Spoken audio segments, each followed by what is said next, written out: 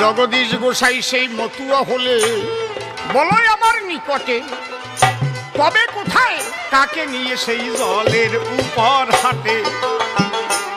বাবা বিন্দু নামে ভক্ত একজন, তাকে সঙ্গে করে জগদীশ গোসাই রাত 1টার সময় দাঁড়ায় কুমার নদীর পাড়ে। বিন্দু বলে, ওগো বাবা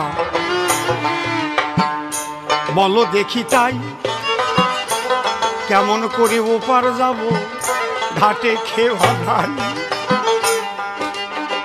মাঝি যারা আনন্দ মনে ঘুমাইতেছে খাটে, এদিকে বিন্দু আর জগদীশ দাঁড়াইয়ে আছে সেই ঘাটে। আমার প্রভু জগদীশ বলছে, বিন্দু রে, অবিন্দু,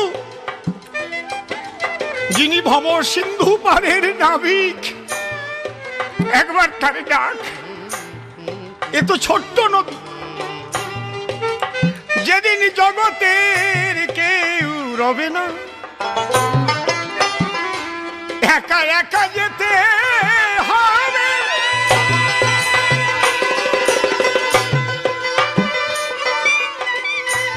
সেই ভব নদীর কূলে গিয়ে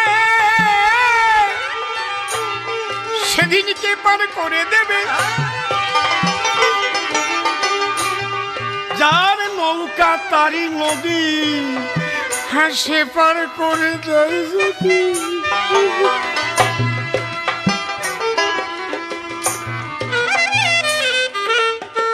জীবের পারের ভাবনা থাকে না রে। বিন্দু একবার হরিবল, বিন্দু একবার হরিবল, বিন্দু একবার হরিবল, হরিবল।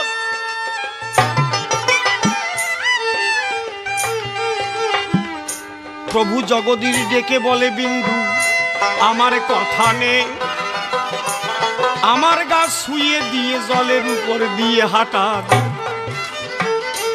জগদীশ গোসাই বিন্দুকে নিয়ে নদীর জলের মধ্যে হেঁটে যায়। হারে এক বিন্দুও জল লাগলো না তাহাদের পায়ে। অচলগিরি হীরামন পাগল হেঁটে গিয়েছিল জলের ওই উপরে, তার বউ কিন্তু পারে নাই, দাঁড়িয়েছিল পারে।